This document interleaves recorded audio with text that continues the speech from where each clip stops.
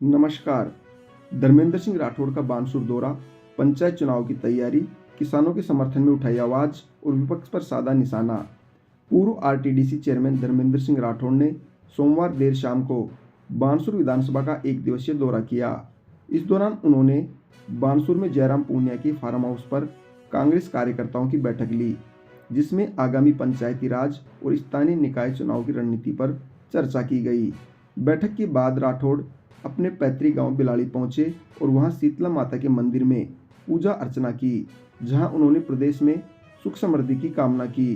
पूर्व चेयरमैन राठौड़ ने गहलोत सरकार के कार्यकाल में 42 लाख रुपए की लागत से बन रहे विद्यालय भवन का निरीक्षण भी किया। इस दौरान उन्होंने गांव के विद्यालय में विज्ञान संकाय खोलने के लिए शिक्षा निदेशक आशीष मोदी से बातचीत कर जल्द कार्रवाई की अपील की। देर शाम राठौड़ नारायणपुर में पूर्व सरपंच शंभुदयाल सैनी के कार्यालय पर कांग्रेस कार्यकर्ताओं से मुलाकात की, जहां उन्हें पूर्व पार्षद रामकरण ढाबाई, पूर्व ब्लॉक अध्यक्ष महेश सैनी, कैलाश चंद सैनी, कल्लूराम गुआरिया, अशोक सोनी, हंसराज दोराता, बाबूलाल सैनी सहित अन्य कार्यकर्ताओं ने माला और साफा पहनाकर जोरदार स्वागत किया। मीडिया से बातचीत के दौरान राठौड़ ने किसानों के मुद्दे पर सरकार से एमएसपी गारंटी कानून की मांग की। उन्होंने गृह मंत्री अमित शाह के बयान पर भी कड़ी आपत्ति जताते हुए डॉक्टर भीमराव अंबेडकर का अपमान करने का आरोप लगाया और उनसे देशवासियों से माफी मांगने की मांग की। राठौड़ ने साथ ही गृह मंत्री के इस्तीफे की भी मांग की। इस अवसर पर बड़ी संख्या में कांग्रेस कार्यकर्ता मौजूद रहे। बीजेपी के भजनलाल जी की सरकार को एक साल में बिग जीरो नंबर देता हूँ। अभी 2 दिन पहले श्री गंगानगर में डिप्टी सीएम सहित 6 मंत्री सरकार की ओर से जश्न मनाने पहुंचे। बड़ा पंडाल बनाया गया जिसमें डिप्टी सीएम और 6 मंत्री हों तो आप अंदाज लगा लो कि उन्होंने भीड़ की कितनी कल्पना की होगी। 200 कुर्सियां, और वो वीडियो मैं आपको व्हाट्सएप करूंगा। 200 कुर्सियां थी केवल और बाकी सारी कुर्सियां खाली थी। तो ये तो इनका जश्न का अंदाज है। जनता में इन्होंने कुछ नहीं किया है। रायजिक राजस्थान के नाम पे पता नहीं कितने लाख करोड़ के एमओयू किए हैं और धरातल पे कुछ नहीं उतरा। किसान आंदोलन कर रहा है, एक तरफ सड़कों पे बैठा है, उनको कभी आतंकवादी कभी खालिस्तानी, उनसे एमएसपी का वादा किया, एमएसपी नहीं दे रहे। और इधर मुख्यमंत्री अजमेर जाके और किसान सम्मेलन कर रहे हैं। मतलब कितना हास्यास्पद स्थिति है।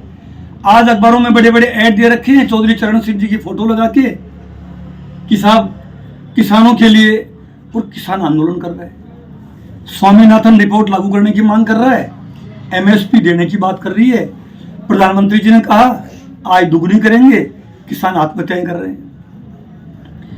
आप राजस्थान के जितनी योजनाएं हमारे अशोक गहलोत जी जब मुख्यमंत्री थे, वो योजनाएं जो थी जिनमें फ्री राशन दिया गया बंद हो गया है। पेंशन कई बार रुक जाती है, फिर उसको चालू कर देते हैं। 25 लाख का चिरंजीवी बीमा था, हमने वादा किया था कि हमारी सरकार रिपीट होगी, हम उस बीमा को 50 लाख करेंगे। ये पहली सरकार है जो 25 लाख से घटा के 5 लाख कर रही है, और 5 लाख का भी विज्ञापन और दे रही है बेशर्मी के साथ। 25 लाख का बीमा घटा रहे हैं, 5 लाख कर रहे हैं, उसका विज्ञापन कर रहे हैं। दवाइयां जो फ्री हमारे समय थी जितनी संख्या, वो संख्या घट गई है। तो कुल मिला के भजनलाल जी की सरकार जो पर्ची से बनी है, ये सरकार पर्ची की है, इसमें कुछ नहीं हो रहा है। बड़े बड़े होर्डिंग लगाए पूरे देश में, राजस्थान में, कि डबल इंजन की सरकार आएगी, कानून व्यवस्था को चुस्त और दुरुस्त कर देंगे। हमारी सरकार को बदनाम किया। आज देख लो, रैप, हत्या और नकबजनी की हत्याएं, घटनाएं आए दिन हो रही है। अलवर जिला, कोटपुतली, बहरौर जिला, आप देख रहे हो क्या हालत बनी हुई है। मतलब किसी भी सेक्टर में अगर हम विपक्ष में हैं इसलिए नहीं कर रहे हैं, आप अगर न्यूट्रल आदमी से बात करोगे तो वो कहेंगे ये सरकार बिल्कुल फ्लॉप सरकार है। राहुल गांधी जी लगातार ये बात कर रहे हैं कि संविधान खतरे में है, लोकतंत्र खतरे में है। आजादी के पहले भी कांग्रेस ने आजादी दिला के और इस देश को सशक्त किया, मजबूत किया। बाबा साहब अम्बेडकर जी ने संविधान की रचना की और उस संविधान से देश चलना चाहिए। जो अब संविधान की धज्जियां उड़ रही है, बाबा साहब अंबेडकर का अपमान कर रहे हैं, ये बोल रहे हैं कि अंबेडकर अंबेडकर अंबेडकर क्या लगा रखा है। देश का गृह मंत्री ऐसा बयान दे रहा है, इनकी मनुवादी सोच है। हमारा ये कहना है कि इस बयान की जो अंबेडकर जी के खिलाफ अंबेडकर जी का अपमान किया है, तत्काल उनको माफी मांगनी चाहिए और प्रधानमंत्री जी को उनसे इस्तीफा लेना चाहिए। प्रधानमंत्री जी इस्तीफा लेने की बात तो अलग है, ट्वीट कर रहे हैं लगातार और उनका बचाव कर रहे हैं। संसद के अंदर राहुल गांधी जी को अंदर प्रवेश नहीं दिया जा रहा। एक तरफ बीजेपी षड्यंत्र पूर्वक उनको रोकने का प्रयास कर रही है और नौटंकी करके एमपी को वहां अस्पतालों में भर्ती कराई जा रही है, भर्ती करा रहे हैं। राहुल गांधी कह रहे हैं भाई अगर घटना जो उनके खिलाफ एफआईआर दर्ज कराई है, अगर राहुल गांधी जी की गलती है या वो उनको दोषी मानते हैं तो वो वीडियो फुटेज है वो जारी कर दो पब्लिक में। पार्लियामेंट का तो हर एक जो एक्शन है वो कैमरे में कैद होता है, उसको दिखा दो। वो भी नहीं दिखा रहे हैं। राहुल गांधी जी के खिलाफ कभी एमपी की सदस्यता समाप्त करते हैं, कभी उनका मकान खाली करते हैं। 19 केस उनके खिलाफ दर्ज हो चुके हैं, लेकिन राहुल गांधी जी न इनसे डरे, न राहुल गांधी जी के जो फादर थे राजीव गांधी जी न वो डरे, न इंदिरा गांधी जी डरी, न पंडित नेहरू डरे। जब देश को अंग्रेजों को भगा के आज़ादी दिलवा सकते हैं तो इनसे क्या डरने वाले हैं। ये कितने मुकदमे दर्ज कर लें, कितने ये जुल्म कर लें, लेकिन देश एक दिन राहुल गांधी के साथ खड़ा होगा। और ये जो जिस ढंग से ये लोकतंत्र का मुखौटा पहन के और ये देश चला रहे हैं, इनको देश जाग गया है, देश जाग गया है। पूरा देश का आम आदमी, किसान, गरीब, दलित, अल्पसंख्यक सब ये पहचान चुके हैं, ये एक्सपोज हो गए हैं। मोदी जी की करनी और कथनी में बहुत अंतर है। हमें पूरा भरोसा है कि आने वाला समय राहुल गांधी का होगा, आने वाला समय कांग्रेस का होगा और अब आने वाला जो टाइम है वो मोदी जी को और बीजेपी को यहाँ से इस शासन व्यवस्था से हटाने का टाइम आ गया। सर अगर अपन इससे हटकर अगर बात करें, जिलों की अगर बात करें, तो जो गहलोत सरकार ने जो जिले बनाए, कितने जिले उनमें रहने वाले और किस तरीके से देखते हैं इस जिलों को? जिले और ज़्यादा अगर बन जाएं, अगर डिमांड है लोगों की, आप तो ये बताओ कि अगर व्यवस्थाएं और उसका विकेंद्रीकरण हो, प्रशासनिक जो इकाई जो है उसका और डिसेंट्रलाइज हो, कितनी अच्छी बात होगी। आज ये नारायणपुर जहाँ बैठे हैं ये तहसील बन गई या एसडीएम बैठ रहा है, तो आप तो यहाँ के सारे लोग बैठे, इनसे इंटरव्यू ले लो कि अब यहाँ ही का काम जमीन का कन्वर्जन है, मतलब कितना अच्छा काम हुआ है कि ये हमारी सरकार ने किया, यहाँ एसडीएम बनाया। तो अगर जिले बनाए हैं तो लोगों के जो आम आदमी है उनको सहूलियत हुई ना। जो आदमी बिलाली वाला आदमी 60 किलोमीटर दूर जाता था अलवर, अब वो कोटपुतली और बेरोड जो जिला नया बना है मात्र 21 किलोमीटर दूर है, तो दूरी कम हो गई।